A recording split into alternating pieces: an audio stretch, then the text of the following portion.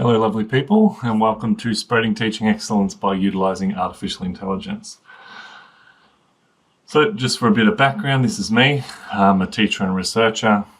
I've been making YouTube videos for far too many years, and so I try to maintain a research and teacher identity as I'm doing the work that I do. So, and firstly just to say I'm very pleased to have been asked to speak at this AITSL conference.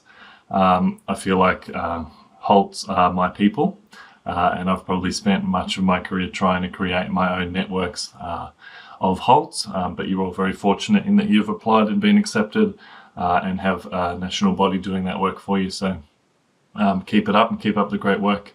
You all serve as excellent examples of teaching excellence for us within Australia.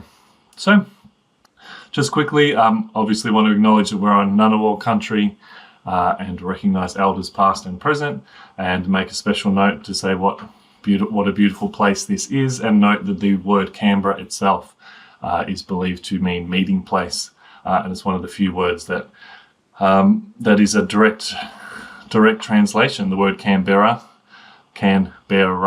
is now Canberra. So very little has changed in that respect for the acknowledgement of the country and the land that we are on. Just this is the blurb for the presentation, but you're about to hear it, so you probably don't need that necessarily in front of you. Just to set the scene a little bit, we're going to talk about AI and democratic education and how those two things might be at odds at different points. Then I'm going to give you some suggestions of how you might want to look to utilise AI within your teaching, learning, and otherwise administrative work within your teaching role, teaching and or leadership role, but often both. We're going to spend a little bit of time talking about pedagogical gifts as a concept. I'll explore my own pedagogical gift to give you some ideas, and then you're going to be asked to share with others what your pedagogical gift is.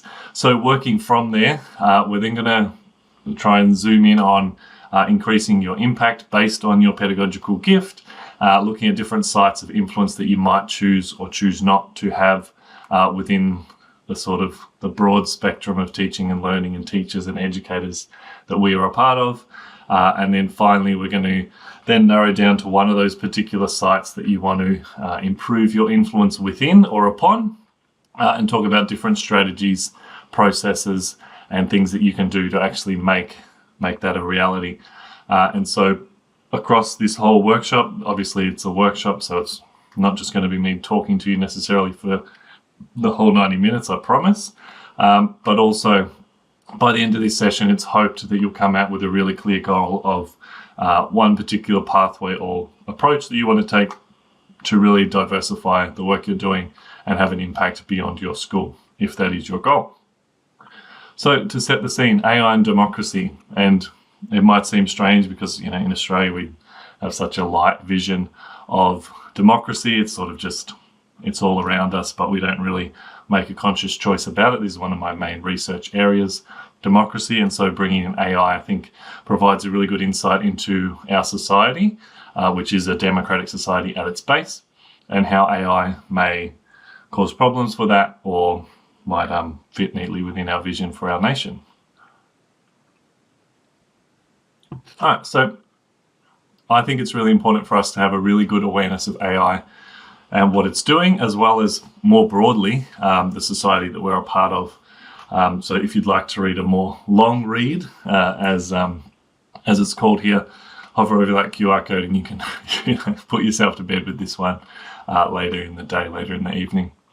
But broadly speaking, teaching in the age of AI means, in short, that there's a stranger at your door. That's AI. It has its own biases, it has its own predilections. I've never said that word out loud, and certainly not with a plural, but anyway, there we are. And as a teacher trying to do the right thing within your classroom, obviously we have school gates. We try to keep certain things out of schools and manage the sort of space that our students are learning in so it's safe, productive, and interesting. AI is a potential sort of contaminant of that sanctity, the sort of safe, supportive environment that you're establishing within your classroom. So that's kind of a really good way to frame it, I think. Sort of think of AI potentially as the stranger at your door that you may or may be letting in ideas, concepts that you don't necessarily want in place within your classroom. So then the question comes, where should we halt AI? And obviously I've pre-done the pun in there for you, but it's my opinion that we should, as much as possible, keep AI out of our classrooms, at the classroom door as much as possible. So I firmly believe that we as teachers should be using AI as much as possible to increase our productivity, improve workflows, and make things a lot more effective and quick. But what we shouldn't be doing necessarily is just bringing AI live into the classroom without it first being vetted, confirmed, clarified, made sure it's accurate, preferably in the staff room, at our desk, at home, whatever it is. Make sure that we're really doing things properly and precisely. And this is really important because something I think we as teachers don't do enough of is really do some deep reflection on the things that we personally are trying to communicate. Of course, the curriculum, the texts that have been selected for us in the English class, the textbooks, all those sort of things bring content into the classroom. But we, within ourselves, have really strong beliefs and values that we want our students to leave with. So the first question to sort of get you thinking is, what is a belief or misconception that you look to counter within your classroom? So to give you some examples, it might be, I want all students to understand that being vegetarian is normal and not problematic. It might be that gender bias exists within the world. It might be that there is a gender pay gap. It might be something like that that's core to your being, core to what you believe about the world, that you really want students to leave the classroom with. It could be, certain words or phrases that you don't want students to use. It could be the way that you address your students. Is it, hey guys, let's talk about this? Is it ladies and gentlemen? Is it folks? Is it, how do you approach that? So just take a moment to reflect on what is one belief or misconception that you look to counter within your classroom, and we'll have a bit of a share of those. Just to get a sense of sort of what morally we're trying to hold to within our classroom. And so we've got some examples there. And then, of course, this is why the stranger at the door might be introducing ideas that you may not yourself agree with. So I highly recommend the book on the left, Invisible Women, Exposing Data Bias in a World Designed for Men. And that goes into great detail about the kind of, it's not so much that AI is biased necessarily, but the data sets that we have access to are. So, for example, the type of traffic data we look at is predominantly, especially within Australia, focused on roads and cars rather than pedestrians, and certainly not women in prams who tend to make shorter trips from place to place with a pram, for example. So they were able to, so in one particular setting, they were able to look at road fatalities and realize that the thing not being considered within cleaning up snow from the road was those women pushing prams. And therefore that had an impact on road mortality. That's just the one that sticks in my mind at this particular moment, but it's a really great book to really get you into this kind of thinking. A more sort of simplistic example to remember, I think, is, your crash test dummy was the standard male. It is male. It's based on, not on the standard of human beings, but quite specifically the standard of male human beings. So as such, it's that weight and that height. But then, of course, only quite recently have they actually introduced and started to work with the female dummy.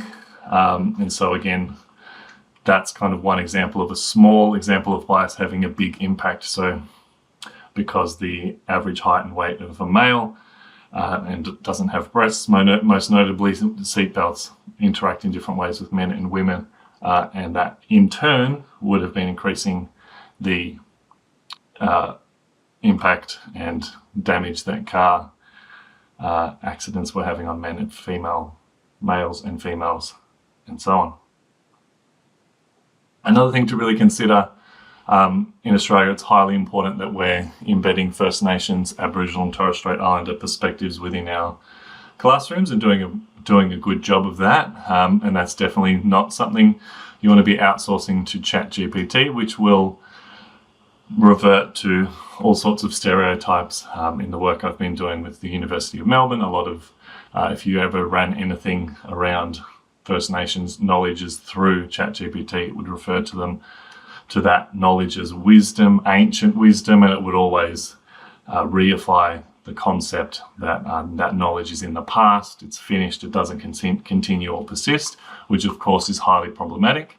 I just want to point you towards the work of Dr. Tamika Worrell, who talks about Uncle Chatty G and how AI is harming Indigenous knowledge is in more detail, obviously, than what I've given you here, but just to note that as something worth considering as the stranger at the door. Another great book, Why AI Undermines Democracy and What to Do About It. In essence, we live in a democracy. Democracy thrives on having an informed populace, and to do that, we need people to be engaging with real information, not misinformation, not distorted information, and not AI hallucinations. So just based on that brief overview, you can see how there might start to become clashes. And of course, as teachers within a democracy, our role is to create that informed populace, and AI might actually be undercutting or directly challenging that as well. So again, another great book to explore these ideas a little bit further. In America, Robert was wrongly arrested because of a racist algorithm that wasn't as good at recognizing African American faces. And you can see how that might manifest within kind of the role of AI within our classrooms. I remember specifically talking to an edtech startup that were basically proposing that we would get rid of role marking because they had facial recognition cameras that could complete that job for them, for us. I was very quick to say that that's not necessarily an issue. Marking the role might take 30 seconds, maybe 3 minutes tops. And that's probably quicker and more efficient than just surveilling students unnecessarily and producing thousands of data points for our students' faces. But hey, I'm not sure how effective I was in convincing that particular startup to change their ways. Similarly, and it's not entirely clear if this is an example of AI or just algorithmic thinking or just automated decision making, but the RoboDebt scandal kind of gives you a really good idea of how AI might be making incorrect assumptions. I won't go into too much detail, but just to flag that as a similar example of if we're just bringing AI or automated decision making into teaching, we could have very similar manifestations of how that might look. Now, things have improved just within the last couple of weeks on this matter, but if you search for or prompt your average ChatGPT generate an image of a doctor or a doctor studying, you will get a Caucasian white male in a lab coat. And obviously things are being improved more and more as we go on, and like I said, just over the last couple of weeks. So the image on the left is what it used to produce, produce an image of lawyers. It's a faceless bunch of white faces, many with beards and glasses, which might fit a nice stereotype, but is probably not an accurate representation of that profession as a whole. Similarly, but like I said, just over the last couple of weeks, so the prompt was, could you produce an image of a group of teachers graduating from an Australian university? So, look, it's not great, but you can see they've obviously added guardrails to prompt a bit of diversity into the image creation. But then, you can refine your prompt a bit better. Could you recreate this but include diversity based upon Australia's most recent census so that the diversity within the education profession is reflected? Again, this is a bit of a trick question, I guess, because has always been and is continuing research into the lack of diversity within the teaching profession. But you can see here that ChatGPT is trying a lot harder to include a little bit of that diversity. And if you prompt it again, it can give you a bit of a methodology of how it came upon what it came upon. But of course, this is a lovely diverse image, but it doesn't necessarily represent the reality that we live in within the teaching profession. And obviously there's the strange, what looks like a black power salute from a white man whose arm doesn't really seem to attach to his body. But anyway, that just to give you a bit of a context, things are improving, but they're still not quite what we want to be saying necessarily. So for example, if you were saying, if you were trying to promote, for example, we need more female scientists in your science classroom, but then you're just very quickly rattling off a prompt, you might be producing images that don't necessarily support the thing that you hold to be true and important within your own work and your own teaching. There's also the question of copyright. And again, just over the past month, we've had a real sort of cultural shift where people are starting to consider just how all this works with the giblification of images. And so obviously Hayao Miyazaki and the studio Ghibli studio are really known for their incredibly detailed, very similar to the Disney tradition of hand-drawn, hand-inked, hand-painted style. But of course, that long, laborious process of hand inking and painting onto transparencies and so on can now be basically generated within under 30 seconds using your average AI image generation program. There's also the Australian Writers Guild, or something to that effect. They've created, and the Atlantic have created a search tool. If you'd like, you can go in and search for perhaps a book or a textbook that you've written or you read within your classrooms, and you can enter it into their search, and it can tell you whether copyright AI has been modeled on your knowledge or not. And that's true as well for if you have a YouTube channel of you teaching or something similar, then you can also, one day, we will be able to reverse engineer what these large AI models have done to extract copyright information regardless of copyright. And it's probably quite likely that there will be a large class action coming against the sort of owners and creators of these large AI models for this very fact that they are basically scraping copyrighted material for free and not crediting or paying or anything like that creators. As you can see on the right, the book that I co-edited with Dr. Keith Heggett has also been used within AI to improve things, which in one respect is flattering. It's like, wow, the voice of Australian teachers will exist somewhere within the broader AI algorithm. But of course, the copyright questions should be front and center, especially for us as teachers. And of course, adding the layer of a school and teachers on top of that, you think in grades, reports, report comments. That's the kind of thing I would be very, very, very, very hesitant about ever throwing into an AI model, because that is the type of information that is not necessarily copyrighted, but it is highly sensitive. So sensitive data not already public may cause harm if disclosed. If you think of the kind of detail that we have around students and their health and their mental health and disabilities and those sort of things, and there was a school in Victoria quite recently that somehow they had their student data involved in a data leak, and that was highly problematic for a number of reasons. And so I'm very conscious of the potential that we as teachers might just be putting sensitive data of that kind into ChatGPT or similar AI models just for convenience in, hey, could you whip up a quick report comment based on this student?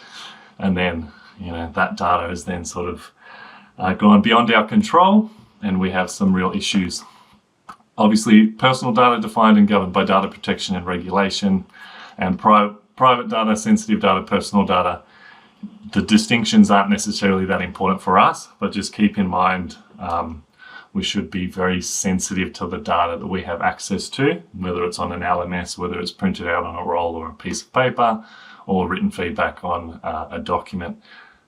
That is sensitive and I guess confidential would be a nice way of framing it. And so, of course, keep that in mind.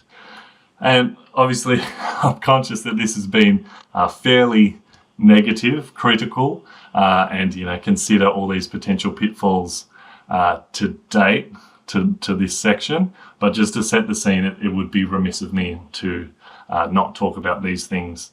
And obviously, there's other sort of more emergent technology problems that, say deep fakes, for example, that students can be creating of teachers that I don't want to get too doom and gloom, but there are some real potential challenges.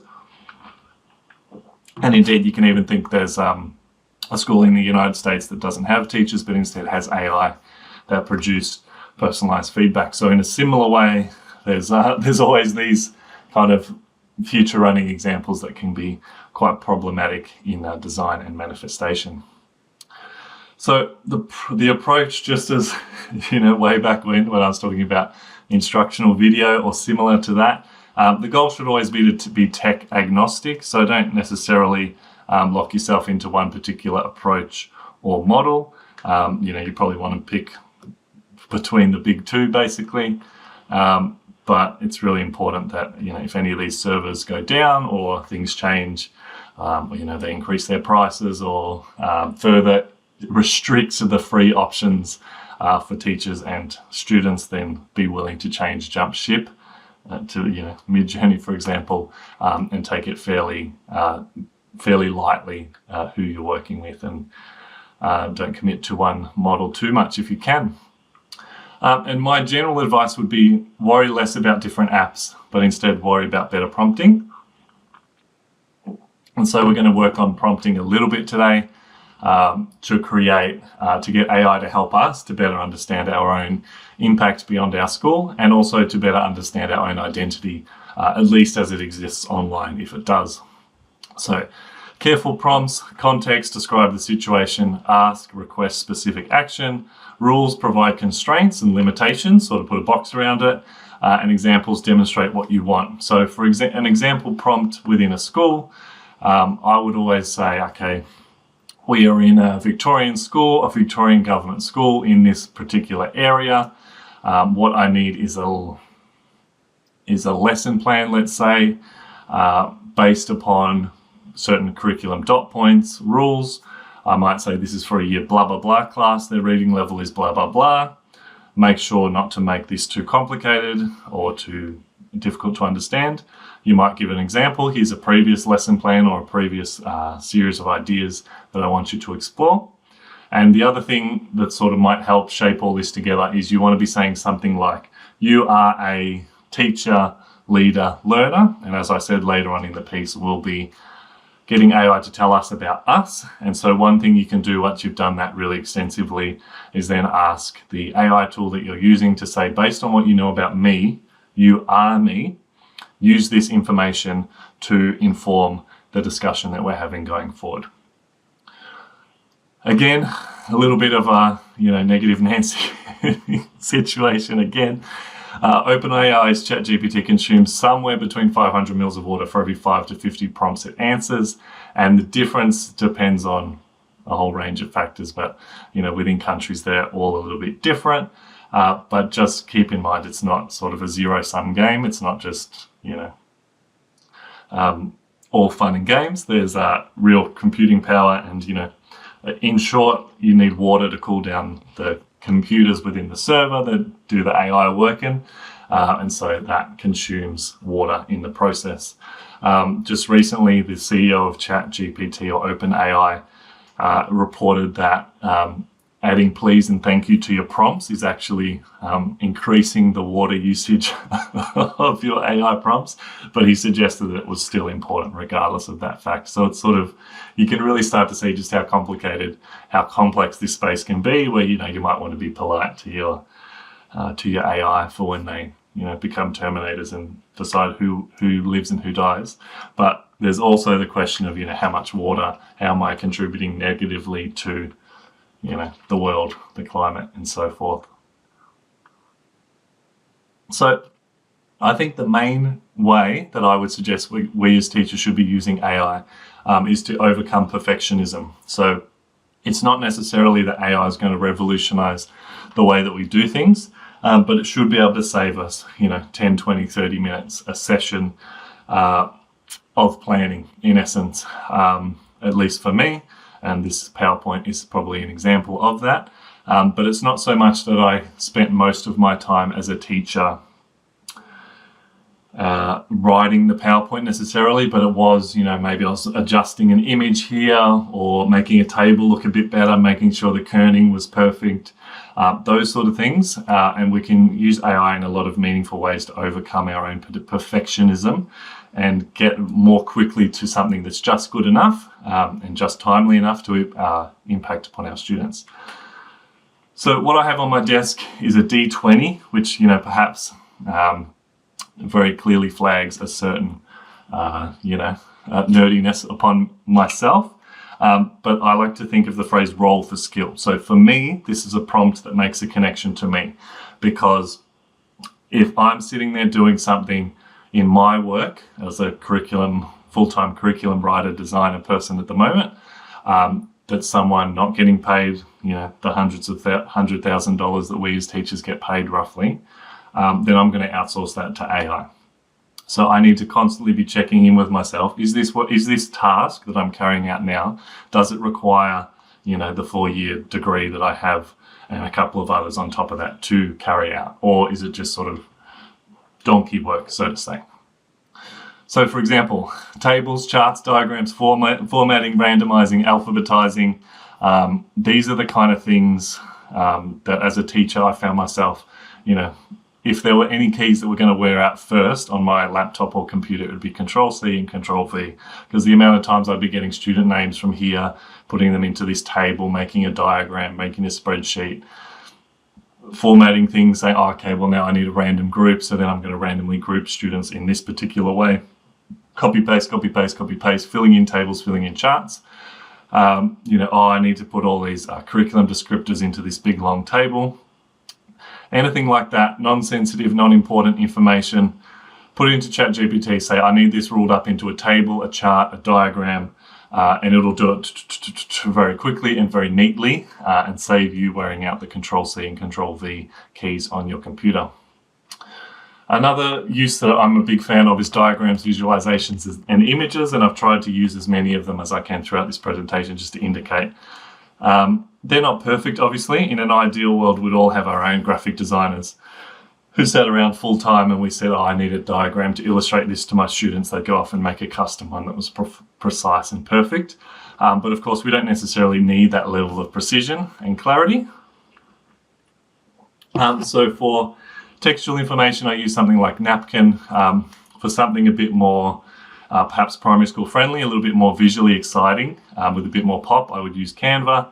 And Midjourney is probably if you're looking for something that's quite sort of mystical, photorealistic, those sort of things. But just to note, you can just use ChatGPT now increasingly, or even add particular add-ins to ChatGPT like Canva into the sort of base level.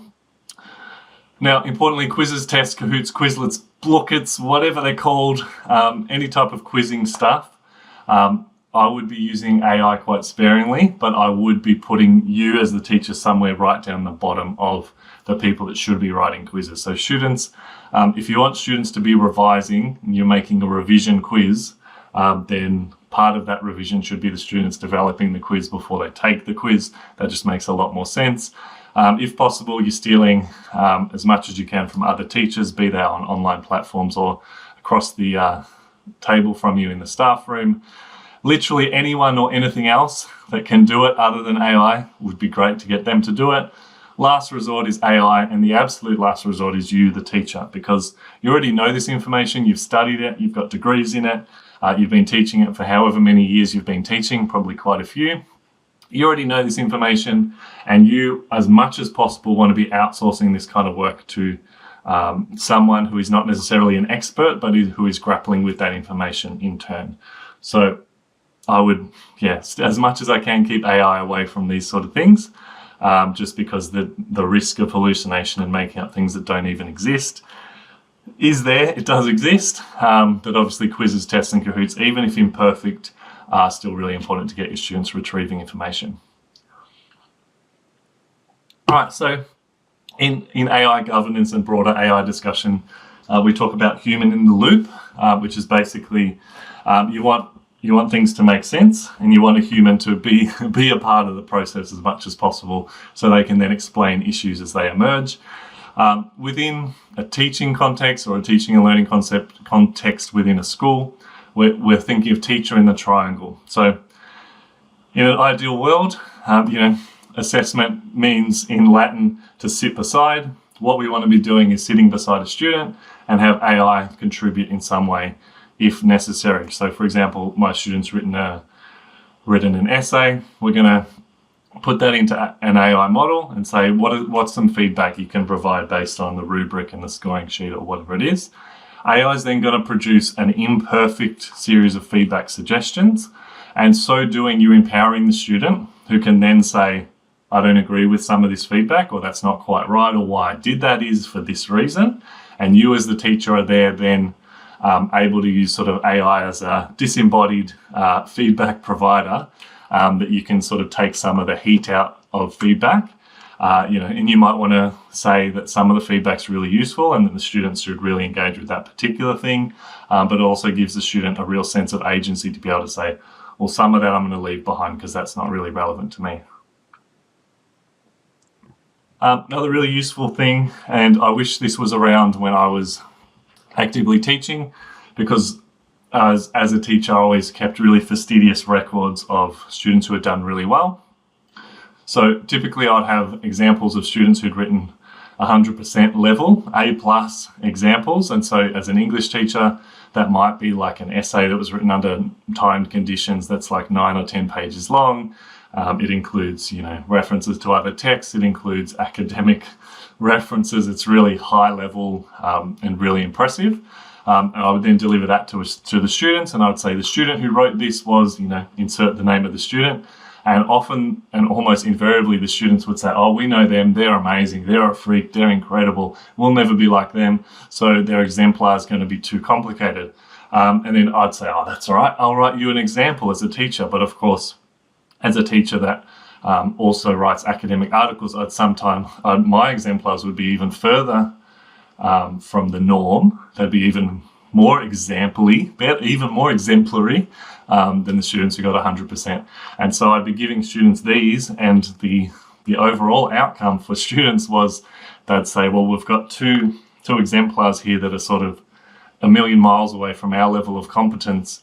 And so the examples fall flat, essentially, because they're going, I'm getting 20% on my SACs, and what I've got here is a 100% that, sir or miss have only seen, once every 8 years. They've seen such an amazing piece of work as this 100%. Or we've got a teacher example that's just, on another planet of writing or competence. But you can get AI and you can give it, again, specific parameters. Create a text that is roughly a 75% based on this criteria, and make sure to include these common errors that you found over previous years. And so you're creating a text that, again, human teacher in the triangle, that students can basically really critique and engage with firmly. And you as a teacher are there to sort of encourage them in locating those errors and noting those changes as they go. So, perhaps one of the burning questions that you have is, what do you do if students use AI? What do we do about assessment? As someone who's been presenting for many years, way back when I was presenting on flipped learning or instructional video, it would always be, we're getting students to watch videos outside of class. And the first question every teacher I'd ever present to would be, and what do you do if the students don't do the homework? And so I feel this is almost exactly the same to the AI, to the question of what do we do if students are using AI to produce their worksheets or their outputs. And that's the same question as what do we do if students are using Wikipedia? And before that, what are we doing? What do we do if students are, using Britannica or the dictionary or whatever it was before that? But essentially, and the answer is always the same, it's you talk to the students and say, or follow the school policy if there is a strong policy around AI and AI use within your school. It's essentially just the same. In a flipped learning model, the student hasn't done the homework. What do? Go and talk to the student, put in place the same parameters as always. What do you do if your students are using AI in their assessments? You go and talk to the student. And the one thing you really want to avoid is the image on the left, which is that both teacher and student are falling asleep and you're communicating via AI across one another. So the student submits a piece of AI-generated text, you produce AI-generated feedback, and it just goes on and on and on as you both become less skilled at both writing, providing feedback, being a teacher, being a student, and so many other things. So, and I know, especially as an English teacher, someone who marks a lot of work, it's very easy to think of the teaching that you do with your students in the classroom and the marking and assessment that you do mostly, at home on the weekends or after you've put your children to bed at night, as sort of separate, and to be like, well, I'm going to dock this student 50% and write, come and see me, this is clearly AI, or something like that. But the best solution is just wait until the next day, sit down, teacher in the triangle, sit down with the student and say, look, I think maybe some of these bits are lifted from somewhere else, or use AI. I can't really hear your voice or your writing or the things we talked about in class reflected in this text or in this piece of work that we've done. So maybe we can, should we start from scratch, or maybe use this as a first draft and think about how we can improve it. So the answer is, sadly and annoyingly, always talk to the student about it and have a human interaction. And if possible, use the AI generated work as kind of that third point of the triangle to really explore that further. It's just really important to note that the use cases of AI continue to evolve. So as of last year, the number one use was generating ideas. And if you look on that right-hand side, sorry, I have to laugh to stop from crying. Therapy and companionship is now the leading use case, according to this particular survey in the Harvard Business Review, or at least that's where I located it. Organising my life, finding purpose, and so on. I'm going to pause just to give you a second to sort of drink in all this information. It can be quite complicated to engage with. But you can expect these sort of trends to continue. And so it's not all, AI is not all just being used for generating ideas or editing text or anything like that. More and more it's being used in a whole range of more human ways, I would say. And of course, is it problematic that instead of a human therapist, people are engaging with AI? Perhaps it is, perhaps it's not. That's not really for me to say. That's outside of my area of expertise, but it's definitely worth noting, worth keeping in front of mind. All right, one thing, if I was you, that I would be doing before close of business today is I would be setting up a Google Notebook LLM, using as much information as I can from my course content. So as a simple example, I'm currently completing a PhD by prior publication, which means that I've already written papers and I'm writing a thesis that sort of surrounds that. So I have one of these that includes the 6 papers that are within my PhD. And then rather than me having to, flip open the journal that it was published in or open a book chapter that it was in, I have this sort of as my fetch tool, and I could say, in the 5th article that I've sent you, what's the methodology? So instead of me having to go check it, I pull up that information, and the Notebook LLM provides that information. Now, in a teaching context, of course, if you're a subject matter teacher, you've got a textbook, you've got a bunch of PDFs, you've got a bunch of worksheets, you've probably got, a file that's groaning with the amount of information contained within it. You want to be feeding that into here, and then you can address common questions, frequently asked questions, either for you as a teacher or for students. If a student stumps you on the spot, hey sir, in the textbook it says XYZ, but in this particular handout you've given us, it says A, B, C, D, then you can say, give me a moment. I'll pop down to my computer. I'll open up my notebook LLM tab and I'll ask it the question, or I'll prompt it and I'll say, could you clarify what's said on page 119 of the textbook and how that relates to whatever it is you're doing. So you're using that as a quick retrieval rather than using text or anything like that. You can just pull these items up quickly. As you can see down the right hand side, it also produces essentially a podcast where it does a very convincing job of providing a bit of a discussion of all the information that you've fed into it. You can produce a study guide, a briefing doc. Frequently asked questions is a really important one. And timelines, if relevant. Obviously it is for this history example that I've got up there now. But it's just a really good way of having all of the content that you need as a teacher to hand. You could even have, school ones, like you could put in a whole bunch of your school's policies. And, when you have a question or you get stuck, on a sick day, how much leave do I get, blah, blah, blah. You could be spitting it into a program like this and it should be able to come back with the policy on that particular, discipline case or whatever it is. And you've probably noticed this already, but I would be strongly avoiding AI lesson planning tools. From this recently published paper, AI lesson planning tools implicitly embed outdated educational approaches that limit student agency and classroom dialogue. It also predominantly promotes teacher-centered classrooms with limited opportunities for student choice, goal setting, and meaningful dialogue. So as tempting as it might be to, get AI to produce you a lesson plan or a, scope and sequence or a broad overview of information, I would be avoiding that as much as possible and keeping those things that we studied years for to become expert in and practice for years as our things as much as possible. And so anytime, except for when I do it, anytime you see, a TikTok or a reel or something similar that says, here are the top 5 AI tools that, will revolutionize your world, my first instinct would be, why are there 5? Why isn't it just one? Because they are all at base working from the same model. So you're probably, if it's being approached in that way, you're probably being scammed in some respect, basically.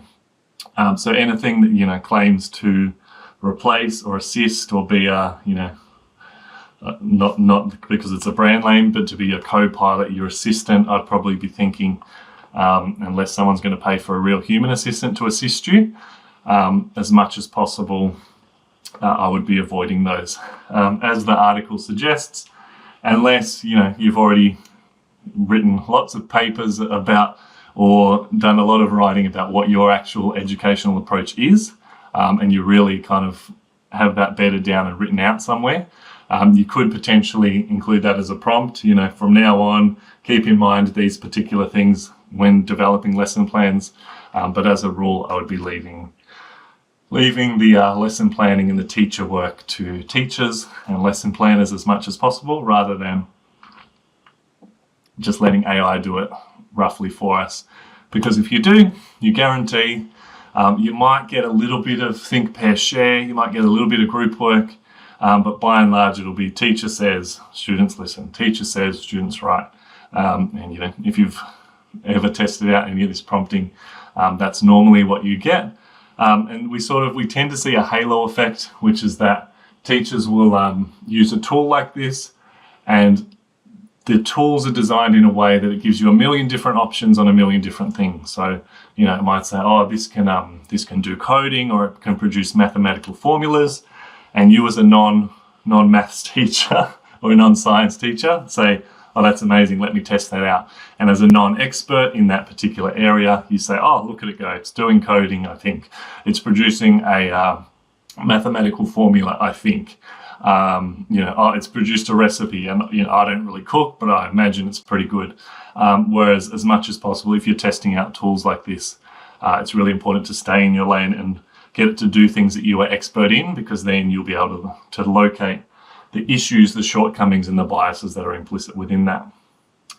One thing I find really useful is PowerPoint Presenter Coach. So really good for student practicing their speech. For you as a teacher, reviewing your own speech patterns.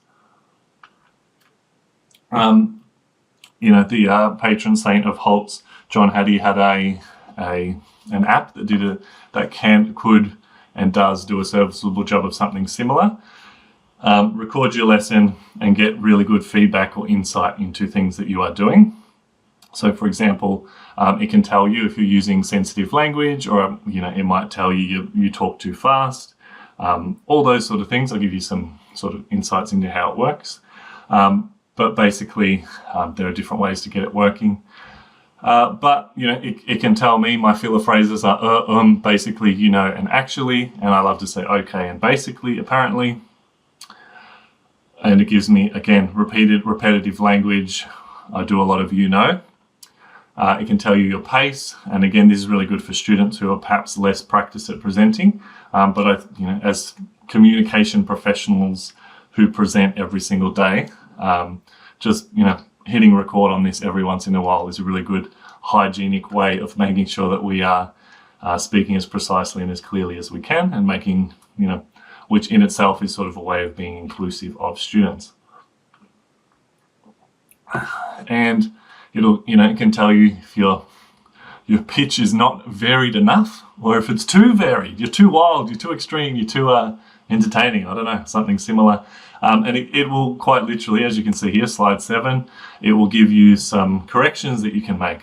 Instead of similar to, say like. And this can really help you clean up things as you go. All right, so I've given you a whole bunch of different things I would be using, how I would be using them.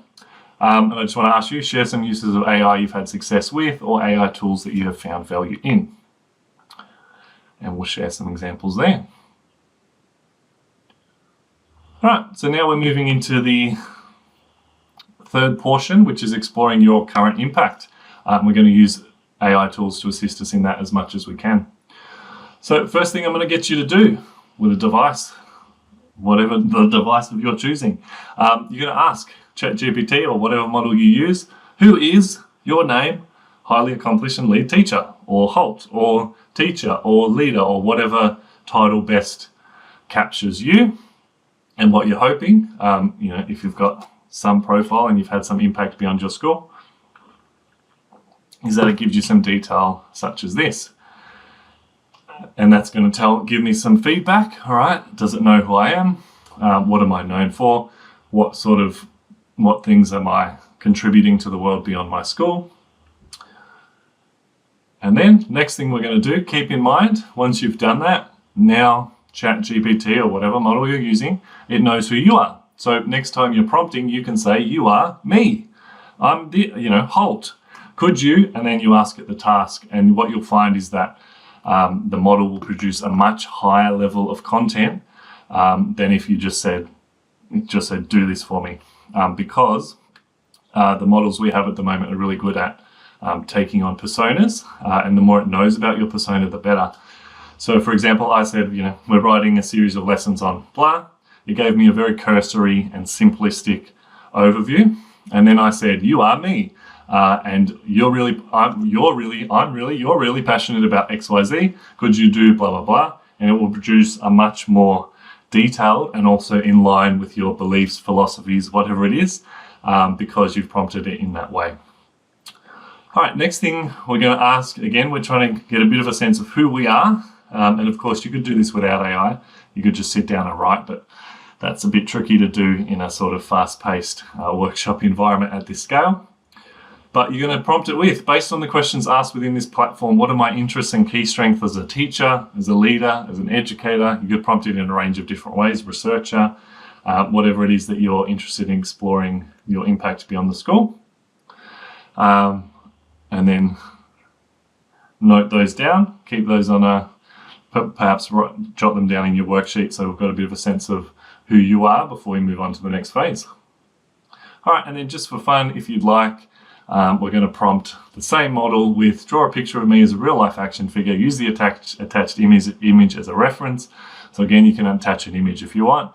Be as specific as possible based on what you know about me, and put multiple interesting things that represent who I am inside the packaging. So, this is for those not on the internet as much as me, this is sort of a viral trend that's been going around.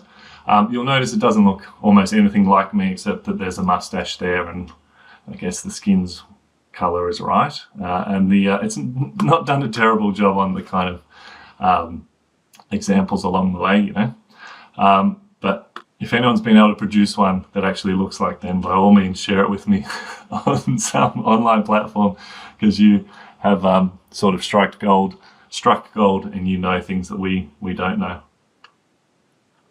All right, so we've done a bit of work on who you are, what your kind of offering is. We're going to explore sites of influence a little bit. And then we're going to talk about pedagogical gifts as well as another addition to the sort of identity work that we're trying to do here. So this is a model I've developed just of different sites of influence. They're not necessarily hierarchical, but this will be the framework that we use to consider your impact beyond the school. First layer is, of course, self, because everything comes from you and what you do. We all have a classroom, I'm presuming. We all have a school, and within that school is within a network or a cluster of schools. Then we're all a part of the teaching community, which is in turn influenced or not by academia or otherwise. Then there's the broader education ecosystem that sort of is made up of all the other people, tech giants, and you know, people who make LMSs and all that sort of thing. And then zooming right out, there's also the local community. We might not choose or elect to be influential in our local community outside of education, but it is an option and a possibility. And then, of course, broader society beyond that. So what I want you to do at this point is pause, and we're going to be gauging your level of impact and influence by location. And if any of these don't intuitively make sense to you, just chuck up a hand and we'll talk about them. But basically, there's four marks within each of these, and you can either have a bit of a chat to the person next to you, or do it personally, or if you've been getting really good returns from the process we just did, prompting AI to tell you who you are, you can even ask AI to give you a score out of 4 based on each of these things. And this is, the pink is me doing it personally, and the bottom right is AI telling me what it thinks. It's very flattering, but as a teacher who's not currently in a school or a classroom, how I'm getting a 4 for that, I'm not really sure, but ChatGPT's got my back and thinks I'm doing great and having great influence. So again, entirely up to you which approach you want to take, whether you want to do it personally or get AI to do both, or perhaps do both, but it's an interesting process nonetheless. All right, so we've done a little bit of identity work. We've got AI to help us out to really, make us realize things about ourselves that we didn't realize were true. At least, I mean, that's hopefully not what's happened. We've done a real basic overview of where where we're most impactful. And, perhaps one day I'll return with a different hat on to do a study on this, but I would almost certainly say that as a teacher that in 2021 was named one of the top 50 teachers in the world, my impact within my own school remained unchanged. And I would guess, there might be some exceptions in the room, but I would guess and presume that when you became a highly accomplished or lead teacher, there was much fanfare, much celebration, champagne bottles were popped and so forth, that the next day you turned up at your school, there wasn't necessarily a leadership job waiting for you or anything of that nature that you hadn't already worked for. So I would presume, and again, there may be exceptions and I could be wrong, and we probably need a study to prove any of this, but I would expect that as a whole, your impact is mostly beyond your school and perhaps even beyond your network. But again, if you're a different situation than that, by all means, let me know. I'd be fascinated to know more about it. All right, so we've bedded down a bit of, yourself, your locations, where you're most impactful. And now we're going to have a bit of a think about develop a bit of a plan of how you might increase your impact. So looking back at this chart, circle the one you think is most pressing, the one that you most would like to contribute or you want to have more impact within a particular setting. As I said, not everyone wants to be, writing articles in the Age or the Herald Sun or, being on ABC TV for the broader society level. But we all perhaps have goals of things where we could be more influential and have more of a positive contribution to the profession that we're a part of. All right, we're going to talk about pedagogical gifts, and there's a wonderful book where the concept comes from. But basically the idea is that the thing that keeps us engaged and energized about teaching is our particular thing that we're best at, the thing that brings us joy. It could be a way of teaching, it could be relationships, it could be a whole bunch of different things, but the better we understand that, the better it is to wake up every day and head into school and to our jobs. I'm going to give you a bit of a flying tour of my pedagogical gift, my pedagogical model, and then I'll be prompting you to think about what your pedagogical gift is and to share it with others within the group. So this all comes from a number of articles, of which this is the best one, and that is Ancient Methods and Modern Memes, using Socratic circles on TikTok within classrooms to democratize your teaching. So the things that get me out of bed in the morning is thinking about the way we can combine the best practices from the past with the best practices of the present and technology, and bringing those forward in meaningful ways. And if you'd like, you can read it. It doesn't cost any money to read it. So this is the model. Basically, I want pedagogical practice or my own teaching that is accessible, relevant, efficient, and democratic. So basically accessible to all. To do that, I'm making instructional videos. I'm using as much assistive technology as possible, and I'm using generative AI in really meaningful and important ways. So instructional video, again, each one of these things could be a presentation. I could do a TED talk on each of these for an hour or more if prompted.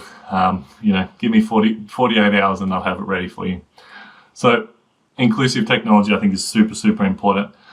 Even if I was presenting this right now to my class, I would have PowerPoint set up to provide captions as I speak. That's just one super, super quick and easy thing you can just find in settings and turn on that makes your teaching a little bit more inclusive. Generative AI, we've already talked about that at length, so you already know what my thoughts are and how they work. The other broad concept that I want to keep in mind is relevant and current. To do that, I'm using YouTube and TikTok in meaningful ways. Again, I could talk about these at length, but I find a good TikTok relevant to the content that I'm teaching. I'm going to email that to myself, which delivers it as MP4 file. I'll download that, add it to a PowerPoint or similar, and show it to my students. So I'm not just mindlessly scrolling with my students or anything similar to that, but also I've found TikTok really useful for getting really good examples of teaching practice and insights into teaching, like Mr. Luke there. I want my teaching to be efficient, so I'm using flipped learning, retrieval practice, and method of loci within my work. Again, could go into each of these in great detail, but this is just my approach, my method. Love a bit of retrieval practice, and I love my students to connect their learning to the real world and to map it out into the world, and to use their bodies to keep the information that they've learned in meaningful places within their body. Then I want it to be democratic, so I'm talking about taking a Socratic approach, which involves a lot of questioning, a lot of pickup time, a lot of time for the students to respond, and using Socratic circles to get students discussing with one another, so I'm not the be-all and end-all like I'm being asked to be at the moment. So again, I'm not going to go into great detail. This is just to give you a bit of an insight into this is my model, this is my vision, this is the thing that for the last 12 years as a teacher really got me excited, trying to blend all these things together and put them into a model that I think is meaningful and makes sense sort of in a cohesive AI-driven world. Now I want you to think about your pedagogical gift. So again, great book. If you want to QR code it, it's great. But two questions here that are both related. What is your pedagogical gift? And what is a topic or strategy or idea you could talk about for 30 minutes with minimal preparation? So just imagine one of the organizers here at the HALT Summit pulled you aside yesterday evening and said, someone's pulled out on the Friday. Could you give us, a quick 30 minutes on your thing, whatever it is? What would that be?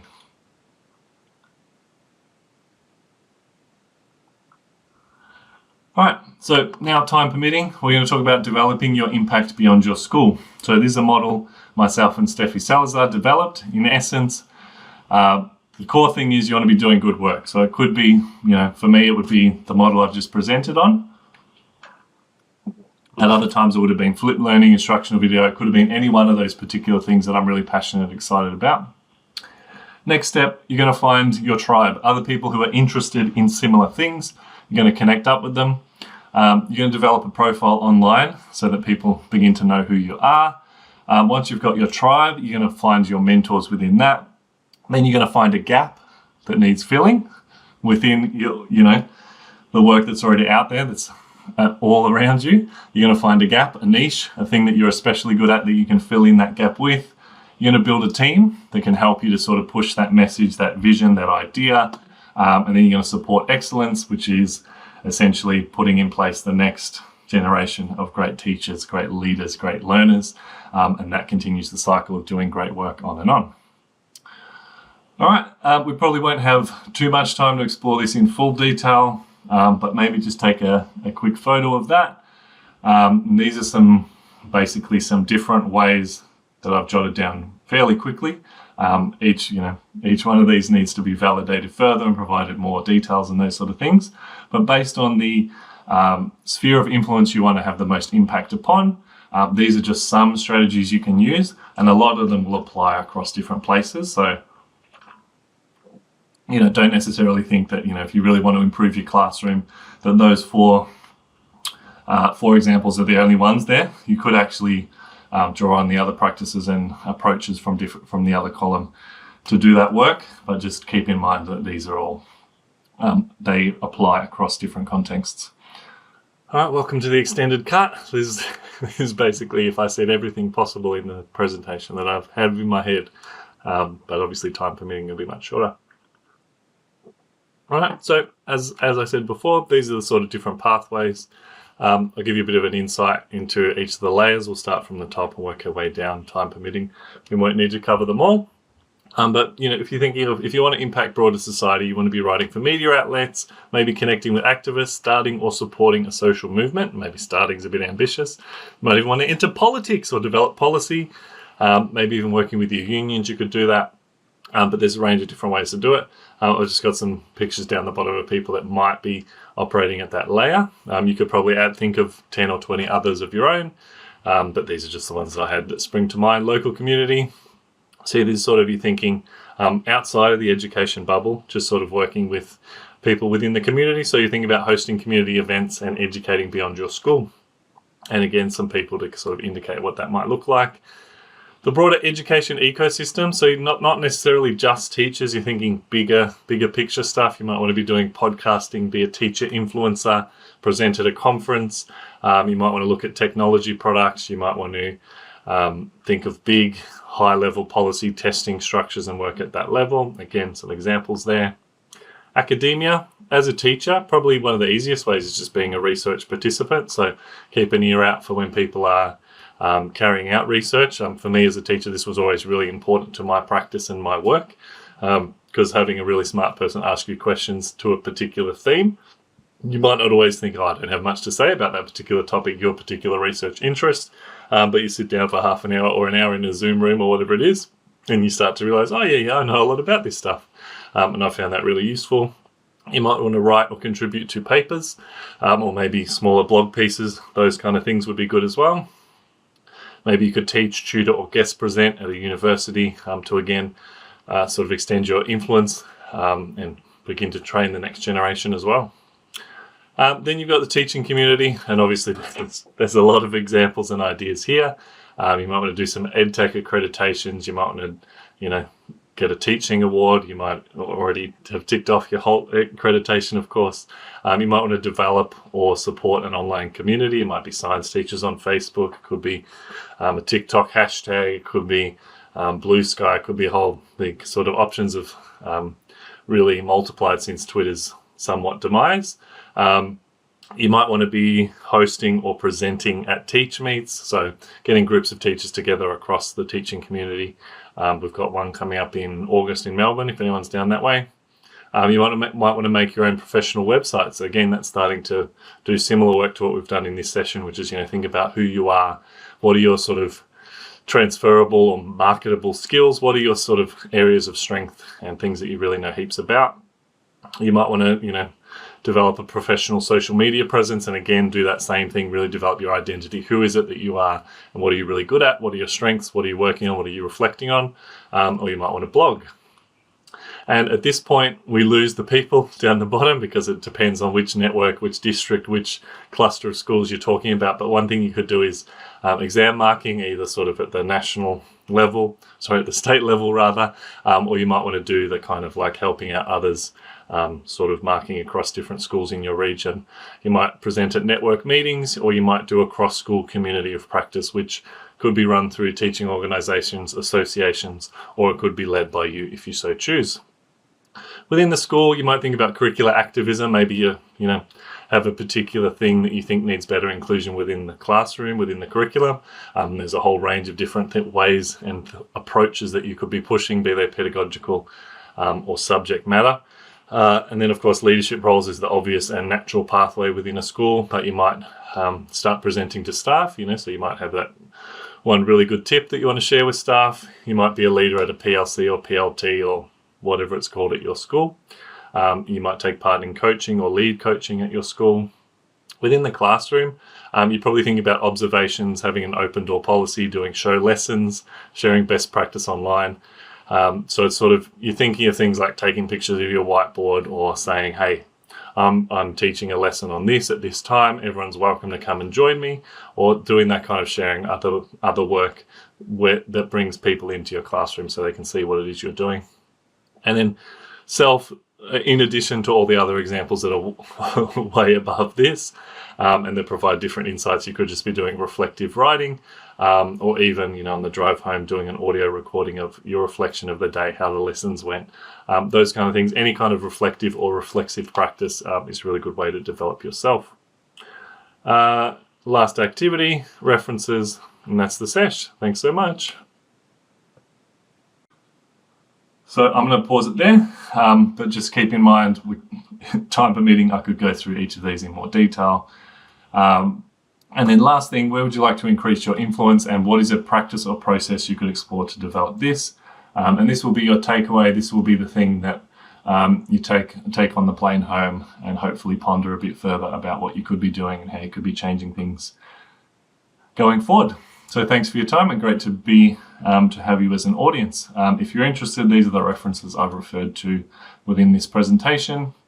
And if you want to contact me or follow up with any of these things, these are all the places that I exist online and on the internet. So thanks so much for your time.